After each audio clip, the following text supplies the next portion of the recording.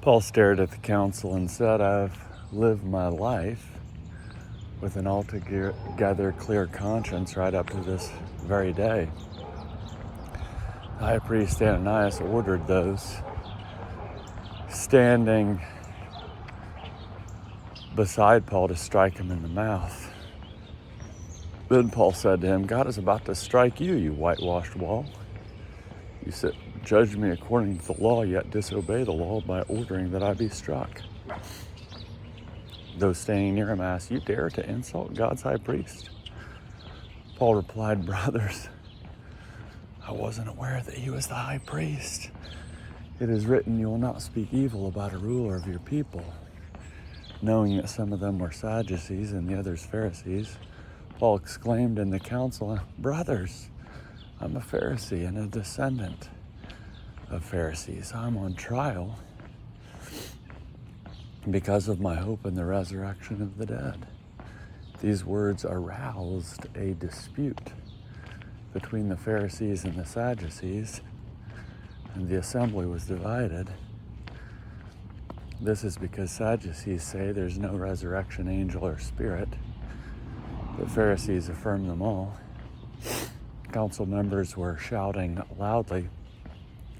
Some Pharisees, who were legal experts, stood up and insisted forcefully, we find nothing wrong with this man. What if a spirit or angel had spoken to him? The dispute became so heated that the commander feared they might tear Paul to pieces.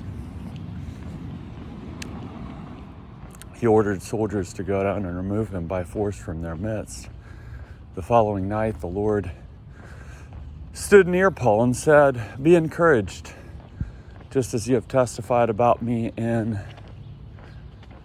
Jerusalem, so too you must testify in Rome. The next morning, some Jewish leaders,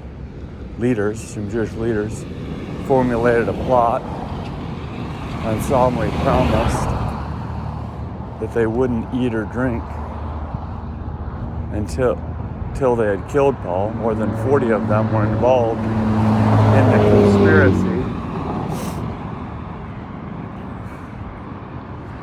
More than 40 of them were involved in the conspiracy. They went to the chief priests and elders and said, we have solemnly promised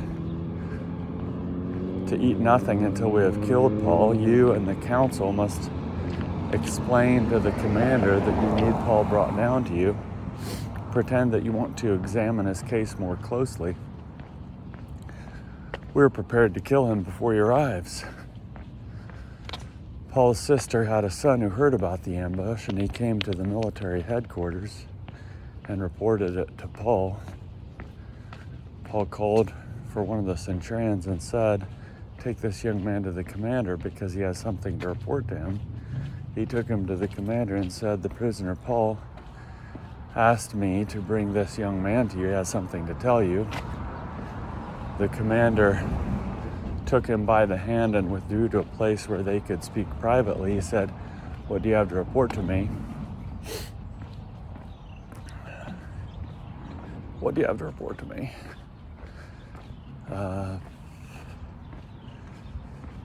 He replied, the Jewish leaders have conspired to ask you to bring Paul down to their council tomorrow. They will pretend that they want to investigate his case more closely.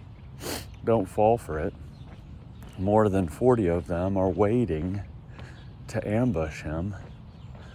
They're ready now, waiting your consent. The commander dismissed the young man,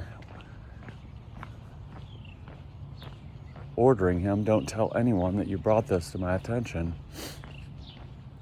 The commander called 2 centurions and said, prepare 200 soldiers, 70 horsemen, and 200 spearmen to leave for Caesarea at 9 o'clock tonight. Have horses ready for Paul to ride so they may take him safely to Governor Felix.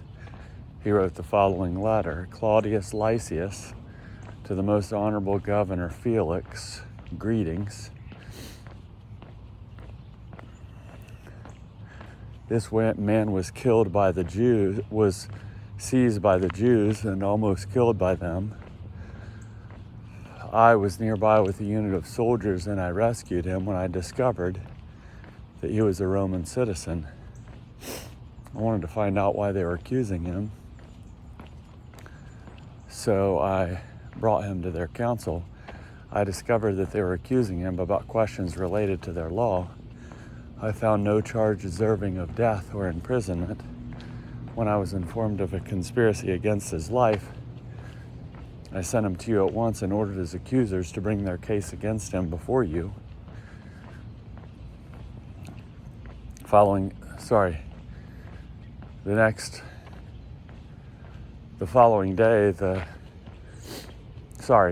their orders, the